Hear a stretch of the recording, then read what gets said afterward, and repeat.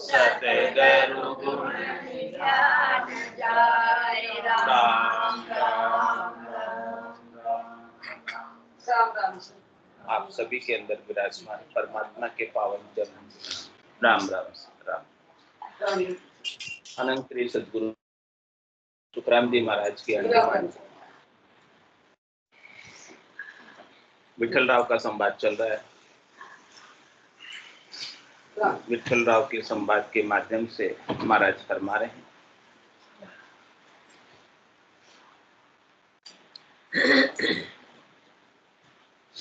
अनंत चीजिरी परख है कल्प वृक्ष लग कहूँ कोई।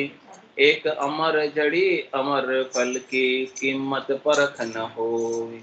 कीमत परख न हो ये जो सुन ज्ञान हमारा। जे माने हंस आई जगत सु होई रहे न्यारा। सुख राम अमीर से पीबिया मुआ संजीवन होय। यूं हंस मोसू मिलत ही गिगन चढ़े कहूँ तो। कंचन लग के भगत में सब जग समझे आए। फिर पारस लग जान सी बिरला सा जग माय। सब चीजा की परख और आगे लग जाने। चिंतामण कल्प वृक्ष परख कैसे विधि आनी। सुख राम ग्रंथ कोटा कथा रूमन पावे कोय। ब्रह्म लग रे भगत रे अर्था कर लो जो। कह रहे महाराज अर्थ करके आप कितना भी प्रयास कर लो लेकिन ये अर्थों से अलग। अर्जुन दास किशन का न मिणिया तो ये अर्थों में नहीं आए। ये अर्थों में आने वाला नहीं है। अर्थ ज्ञानी अर्थों में खोजते हैं, अर्थों में मिलता नहीं है चीज, क्योंकि ये श्वासों से परे है, बुद्धि से परे है, समझ से परे है। ये बात अगम की बात है जिसकी गम इंद्रियों के द्वारा करने से। इसलिए महाराज कहने कि इस चीज की परख नहीं, इस चीज की परीक्षा आप कर नहीं सकते। बाकी सब चीजों की परीक्षा तो आप अपनी बुद्धि से कर लोगे, तर्क से कर लोगे, मति से कर लोगे, देख कर लोगे, सुन कर लोगे, समझ कर लोगे।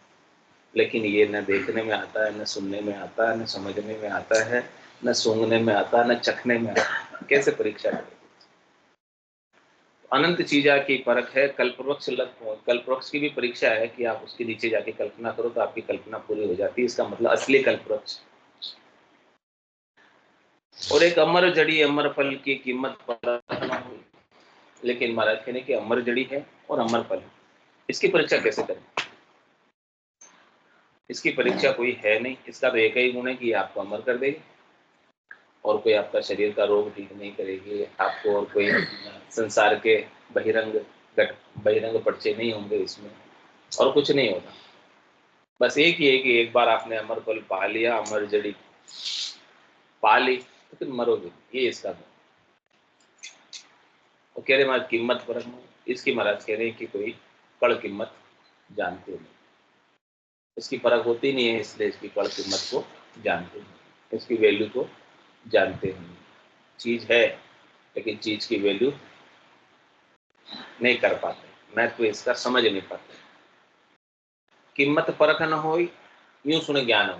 ऐसे महाराज कह रहे हमारा ज्ञान अमर जड़ी की तरह है, अमर फल की तरह है, जिसकी कोई परख है नहीं संसार में और इसकी कोई कीमत कर नहीं सकता। अमोलक है हमारा ज्ञान।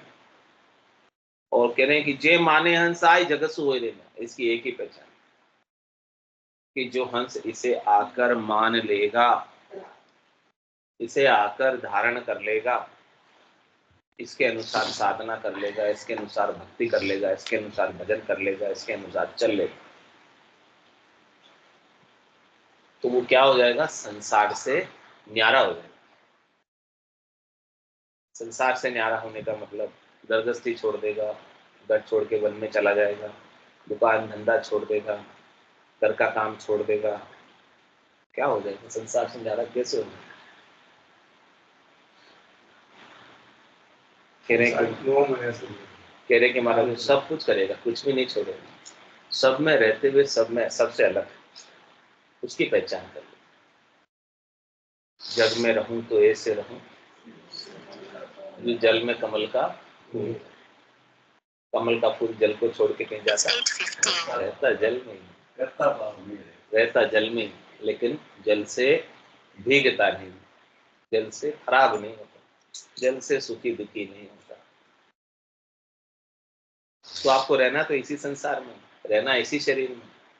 न तो आपको घर छोड़ना है, ना आपको दुकान छोड़नी है, ना आपको जो काम कर रहे हैं वो छोड़ना है, कुछ नहीं छोड़ना। सब कुछ करते हुए इन सब से अलग होना। ये कौन करे? सतगुरु का ज्ञान, केवल का ज्ञान आपको दही से अलग करके विदही मंडल का आनंद प्राप्त करा। आसन हमारा गिगन मंडल में रहूं जगत के माही, मेरे को मेरा जन जाने ओरा तू कम। आपका आसन कहाँ लग जाएगा, ध्यान कहाँ लग जाएगा? विदेही मंडल, गिगन मंडल, आकाश में। आकाश में कितने बादल आते हैं, कितने बादल चले जाते हैं, कितनी धूल उड़ती है, कितनी मिट्टी, आकाश में आंधी आती है। आकाश में क्या फर्क पड़ता है? चली जाती है। ऐसे फिर आपको सुख आएंगे दुख आएंगे, आपको कुछ फर्क नहीं पड़ेगा। आप आकाश में पड़े, आकाश की तरह हो, सब चीजें उसमें है, लेकिन आकाश अलिप्त है इन सब चीजों से।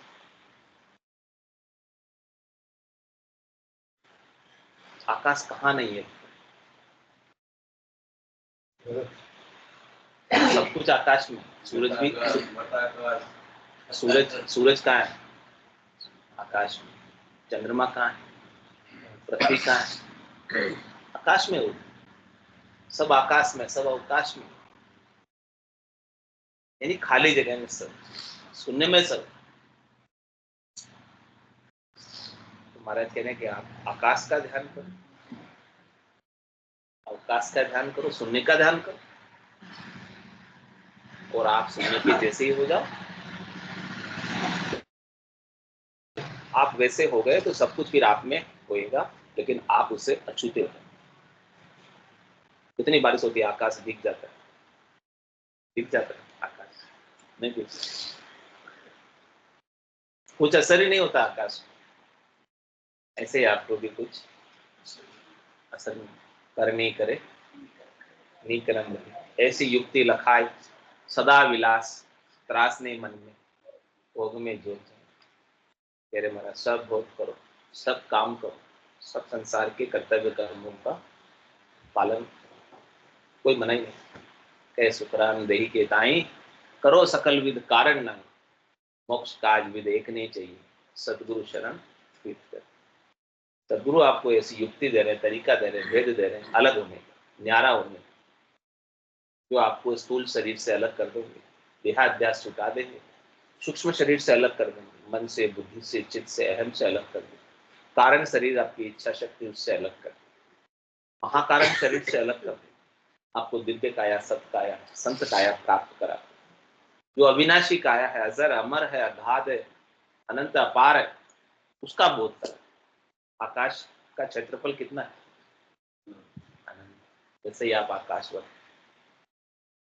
आप भी अनंत हो, अपार हो, अगाध हो, आपका कोई माप नहीं है, तोल नहीं, आप अमाप हो, अथाप, अलेख।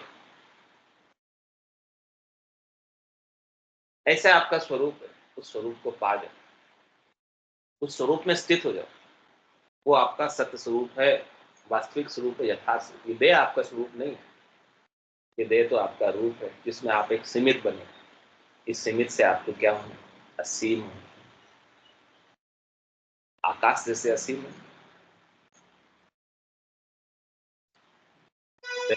हो कि आपने आकाश में सूरज है कि सूरज में आकाश है? आकाश में सूरज, और ये देह भी आपके ज्ञान में आ रही है, ये देह भी आपके अंदर है। देह आती है जाती है, जैसे बादल आते हैं जाते हैं आकाश में, वैसे ही ये देह आती और जाती, आप वैसे के वैसे ही आकाशवत बने रहते।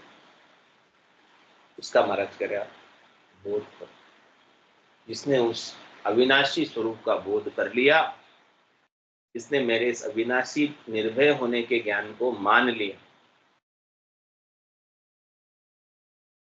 क्योंकि जानने में तो आता नहीं, मानना ही पड़ेगा। जो जानने में आता है वो किससे आता है? जानने में इंद्रियों से, आंखों से आता है, नाक से आता है, कान से आता है, मुझ से आता है। लेकिन कह रहे मेरा ज्ञान इंद्रियों का विषय है ही नहीं। और जो इंद्रियों से दिख रहा है, इंद्रियों से जानने में आ रहा है, जो दिसे सो सकल विनाशी। जो दिख रहा है वो तो सब झूठा है, जो नहीं दिख रहा वो सच्चा है। उसको जानना है जो जानने में नहीं आता। इसीलिए तो अलेख कहते हैं, लखने में नहीं आता। लखने में आ जाओ तो अलेख थोड़ी नाम है उसका। इंद्रियों के द्वारा लखने में नहीं आता, इसीलिए अलेख है।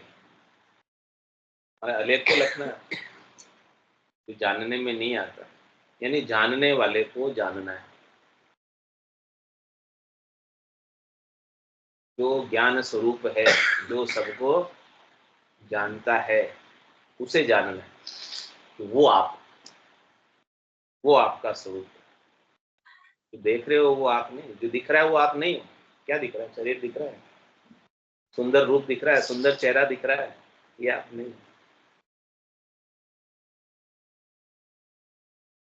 महाराज इसको कोई माने, जे माने हंसाए जगत सु हो रहे, वो अपने आप ही शरीर से अलग हो जाए। वो अपने आप को शरीर मानेगा ही नहीं, वो अपने को मन मानेगा ही नहीं। विषय के विकार आते तो किस में आते हैं?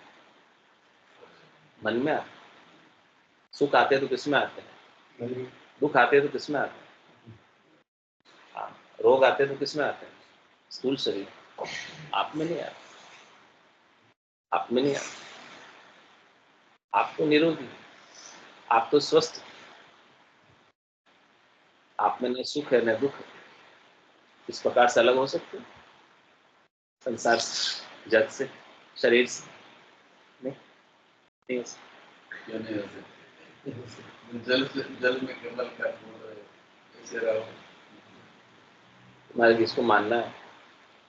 ये माने अंसार, ऐसा जो मैं ज्ञान दे रहा हूँ, इस ज्ञान को आप मान लो, बस धारण कर लो।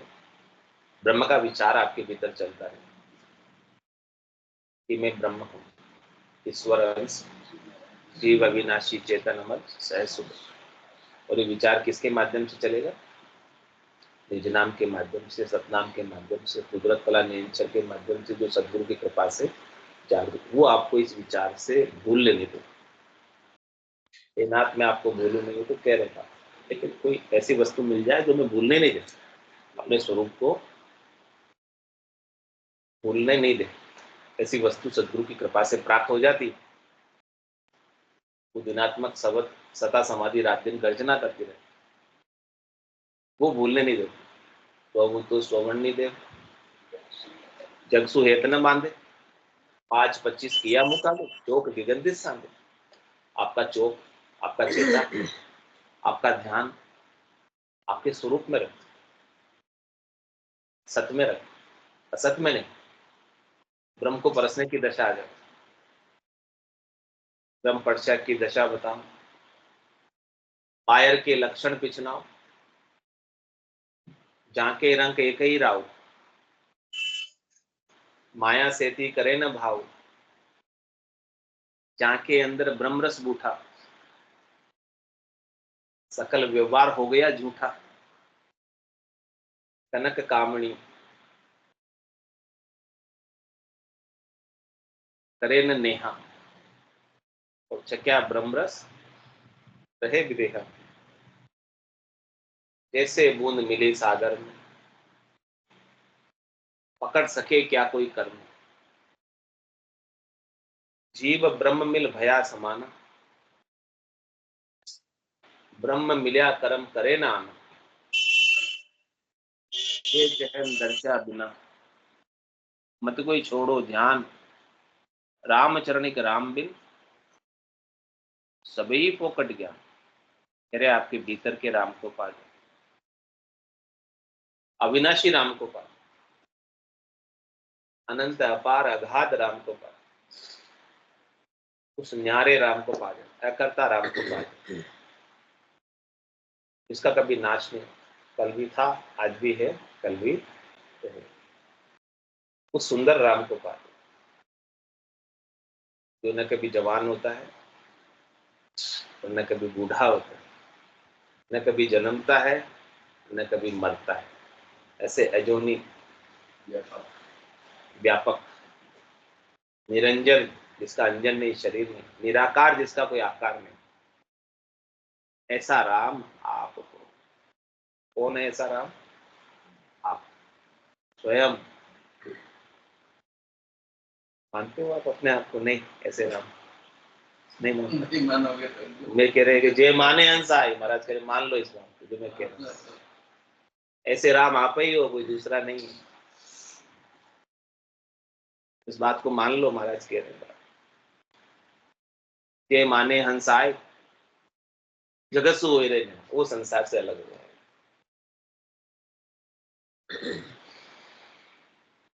इस भगवान की रची हुई सृष्टि के अंदर कितने जीव मरते हैं, कितने जीव जन्मते हैं, भगवान को कितना दुख होता होगा मरते। नहीं नहीं, नहीं, आप भी ऐसे हो, आप भी ऐसे हो जाए, आप भी ऐसे हो जाए,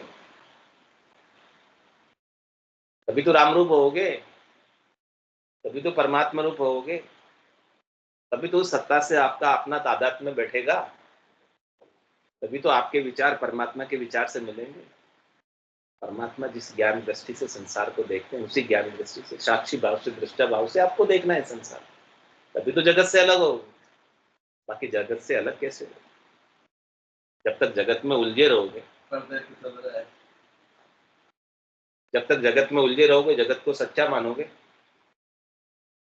तब तक आपके लिए जगत नाटक रूप, खेल रूप कैसे होगा? सकल व्यवहार झूठे कैसे होंगे? जगत से अलग होकर ही तो जगत के व्यवहार झूठे होंगे।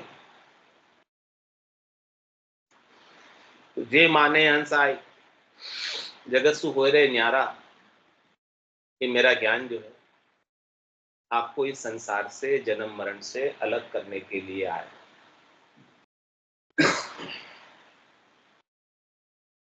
और ये आपको सुखराम अमीरस पीविया मुआ संजीवनी, कोई ऐसा ज्ञान का अमृत पी ले, ऐसे अमृत में वचनों का सेवन करना, मरा हुआ जी जाए। इस संसार में सब मरे हुए, जिसको ऐसे ज्ञान का अमृत नहीं मिला, राम नाम का अमृत नहीं मिला। अमृत नीका केवे सब कोई, पण पिया बिना रामा अमृत। कोई केवे अमृत स्वर्गा माई, देव पीवे क्यों किरकिर जाए। कोई केवे अमृत ससिमाई वासा, कटत बढ़त क्यों होय विनाश। कोई केवे अमृत समुद्रा माई, बड़वानल क्यों सोखत जाए। अमृत सब बातन की बाता, सच्चा अमृत संतन के पासा। ये जो ब्रह्म ज्ञान है, तत्व ज्ञान है, केवल ज्ञान है, वही सच्चा अमृत है। यही अमर करेगा, ये आपको अपने अविनाशी स्वरूप का भान कराएगा, बोध कराएगा, समझ कराएगा। सच्चा अमृत संतन के पास, दरिया अमृत नाम अनंता, पी पी अमर भय सब संता।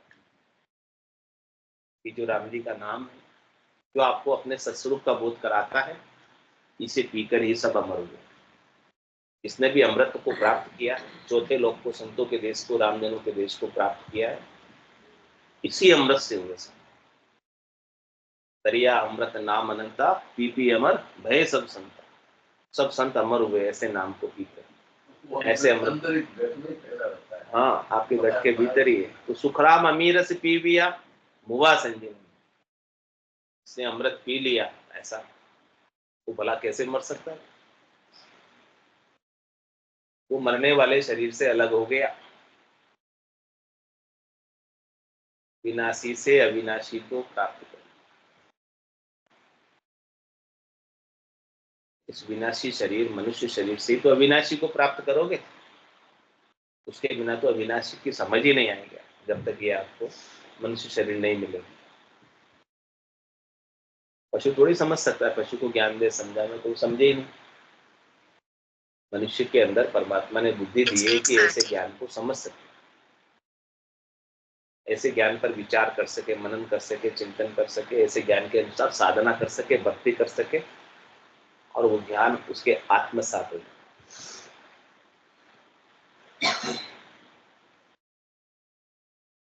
जैसे आपका पुरुष होना आत्मसात हो गया, आपको याद तो नहीं दिलाना पड़ता आप पुरुष हैं, या आपको याद तो नहीं दिलाना पड़ता आप स्त्री हैं, आत्मसात हो गए। ऐसे आप परमात्मा हो, वो बात आपके आत्मसात हो जाए। मैं पुरुष हूं, मैं स्त्री हूं, मैं एक परमात्मा स्वरूप शुद्ध चेतन आत्मा हूं, ये आत्मसात हो जाए, ये आपको भान है। तो जे माने हंसाई जगत सु होई रे न्यारा, सुखराम अमीर से पीबिया मुवा संजीवन हो।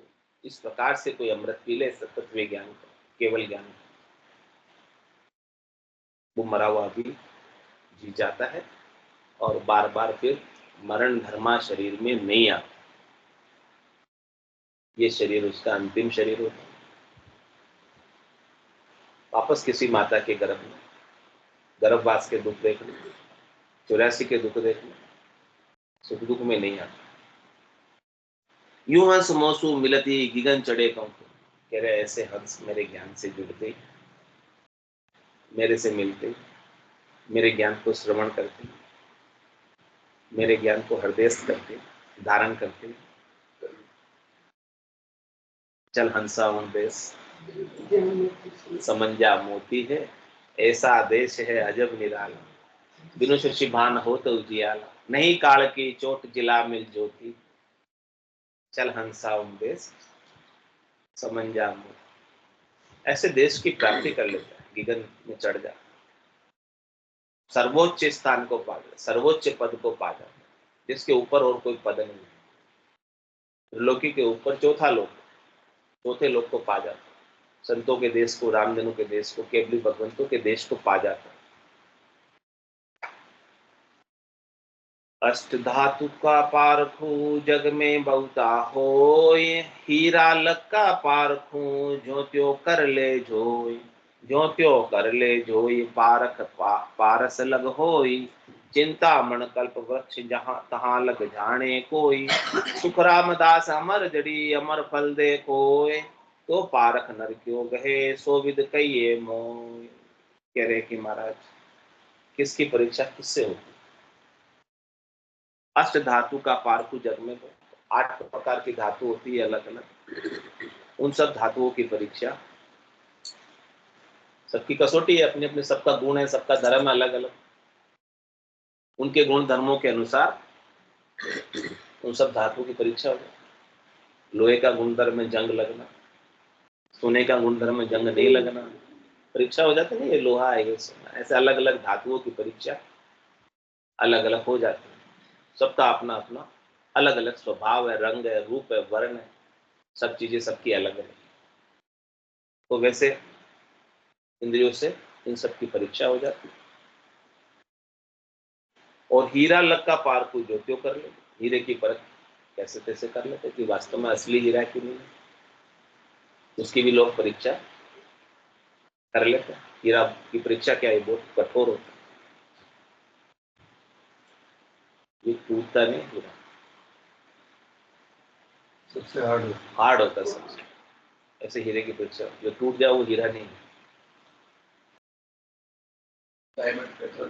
हाँ, ज्यों त्यों कर ले वही पारक पारस लोग, पारक पारस की भी कर लेते हैं कि उसको टच करो, लोहे के करके देखो सोना हुआ कि नहीं, तो असली पारस है, और नहीं हुआ तो पत्थर है, केवल पारस नहीं। सोना हो गया तो परीक्षा हो गई कि जो अपने हाथ में पत्थर है वो पारस। और चिंतामण कल्पवृक्ष जहां तक तभी जाने, चिंतामणि और कल्पवृक्ष की परीक्षा भी लोग कर लेते हैं, उसके नीचे जाकर चिंतन करते हैं या मनोकामना करते हैं, मनोरथ करते हैं, तो उनका मन चिंत्या कारज सर जाता है। तो समझो कि मन चिंत्या कारज सर रहा है, तो इसका मतलब असली चिंतामणि है या असली कल्पवृक्ष काम हो रहा है। लेकिन महाराज कह रहे सुखराम दास अमर जड़ी अमर फल दे। तो कोई आपको अमर जड़ी पकड़ा दे, ये लो हाथ में जाओ, ये आपको अमर फल दे दे, जाओ खा लेना इसको, तो इसकी क्या परीक्षा?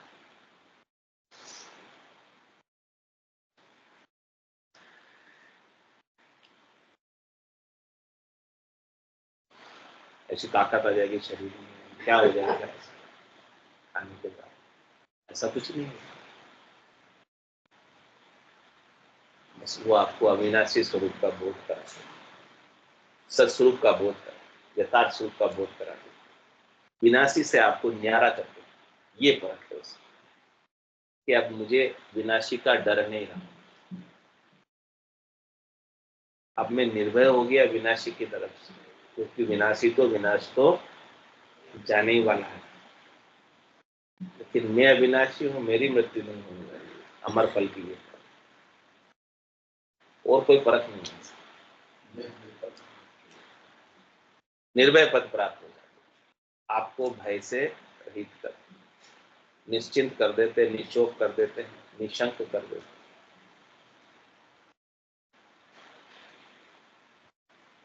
कह रहे कि अमर फल की परख का मुझे परीक्षा बताओ, कसौटी बताओ किसी के पास हो। तो सबकी परीक्षा की बात कर रहे हैं, किसकी परीक्षा कैसे की जाए? हीरा गण से परखिए पार संग लोलाय, चिंतामणि की परख हा चितवन करे नर आय, चितवन करे नर आय सबकी पारक होई, इमृत फल की परख कौन विद कहो निमोई, सुखराम कहे यूं जगत सू मेरी परख न होई, और संत को परख ले जे अर्था में हो। कह रहे कि महाराज हीरे को आप गण से परख, गण जान मोटा थोड़ा छोटा होता है, गण और बड़ा होता है, हाँ मोटा थोड़ा, वो हीरे के ऊपर पड़ गया, जोर से फूट गया, असली में नहीं फूटा, असली है, तो हीरे की परख घण से कर, और पारस संग, पारस की परख लोहा साथ में लगा रख दो, लगा दो, टच कर दो, सोना बन गया, इसका मतलब असली पारस। और चिंतामणि की परख चितवन करो, चितवन कर लो, चिंतामणि की परख हो जाएगी, चितवन पूरी हो रही है, चित्त में जैसा सोचा वैसा हो गया, इसका मतलब चिंतामणि आपके पास असली है। सोचे जैसे हो जाए, धारे जैसे हो जाए, तो असली चिंतामणि। और इमृत फल की परख कौन भी तो कहो नहीं हुई, सुखराम कहे यूं जगतसु मेरी परख न होई, इसलिए महाराज कह रही कि मेरी परख होती नहीं लोगों, और संत को परख ले जाए, तो अर्थ करके समझ में आ जाता है इंद्रियों के द्वारा, उन संतों की तो लोग परीक्षा कर लेते, हाँ ये त्रिकालदर्शी है कि नहीं है, जो बात उन्होंने भविष्यवाणी की थी वो भविष्यवाणी सही हुई कि नहीं हुई, ऐसे परीक्षा कर लेते हैं। तो कहते हैं ये त्रिकालदर्शी है, भूत भविष्य वर्तमान सब बता देते हैं, ऐसे बोलते हैं, उनकी तो परीक्षा हो जाती है, यदि भविष्यवाणी सही हो जाए उनकी।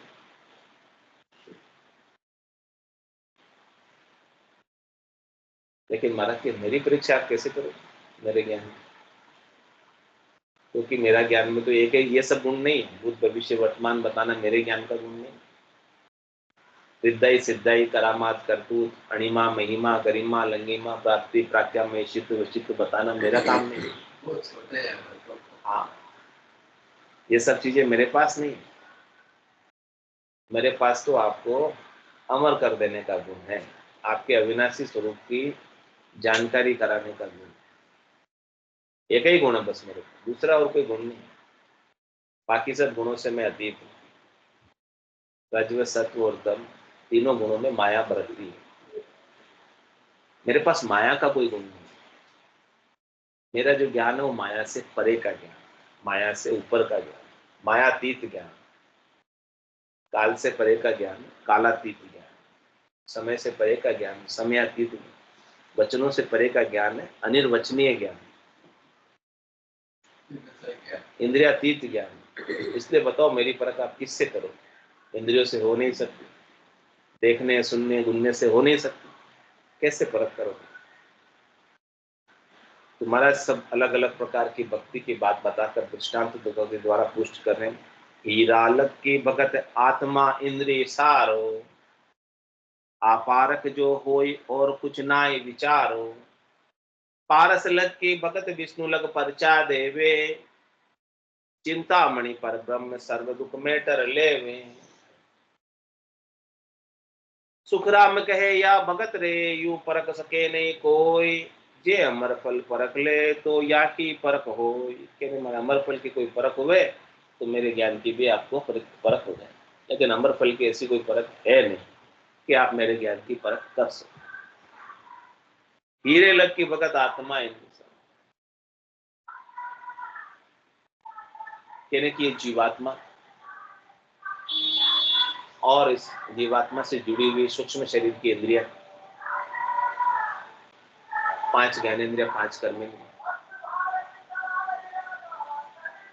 जो इनके सुखों की पूर्ति कर देवे, वो हीरे तक की भक्ति। पता चलता है कि हमारे सब सुख हाजिर हो गए, जैसे हीरे की परख हो गई, ऐसे ही महाराज कह रहे कि आपको सुखों की अनुभूति हो रही है सब इंद्रियों से, मन से। तो महाराज कह रहे कि वो भक्ति कहाँ तक की परख में आ रही, मतलब परख में नहीं आने वाली नहीं, परख में आने वाली चीज है, यानी जानने में आने वाली चीज है। और जो जानने में आने वाली चीज है वो सब जो दिखे सो सकल विनाशी, विनाशी।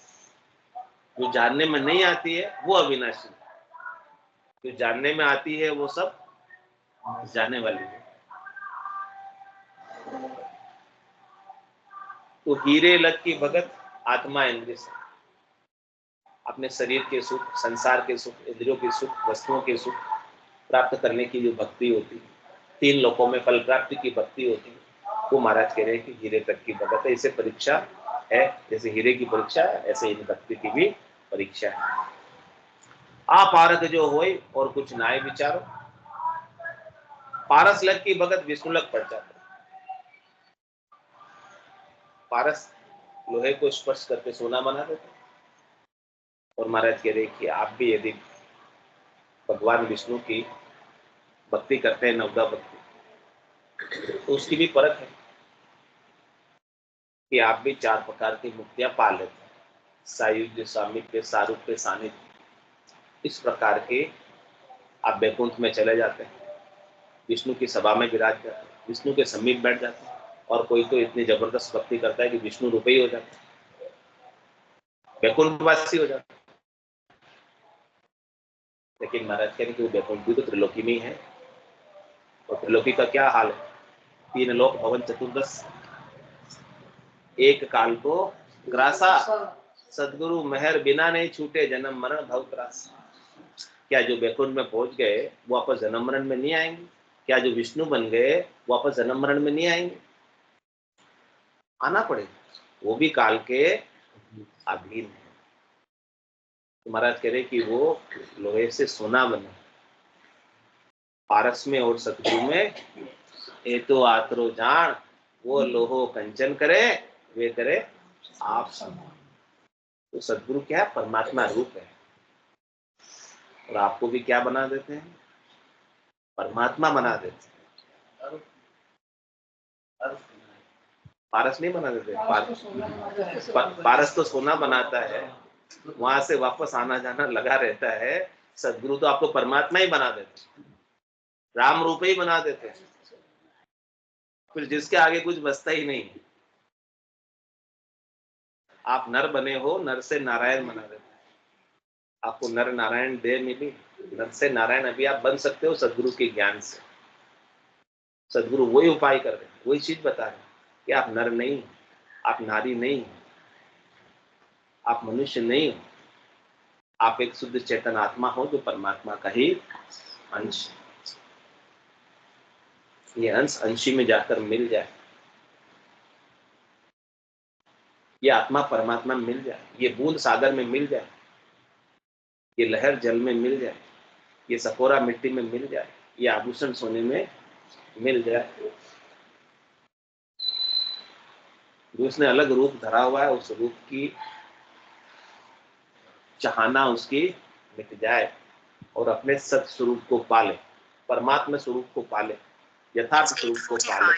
बोलो राम सतगुरु देव जी महाराज धन्य हो परम दयाल सतगुरु सुखराम जी महाराज के धन्य हो अनंत श्री सतगुरु सुखराम जी महाराज के ज्ञान सत्स्वरूप भगवान धन्य हो केवली भगवंता ने धन्य हो जीवा तारण जहान धन्य हो मोक्ष के मालिका ने धन्य हो अनंत कोटि संतान धन्य हो राम सभा में राम राम सा राम राम राम राम राम सा राम सा सब संतान कल्याण राम राम राम राम राम राम राम राम राम।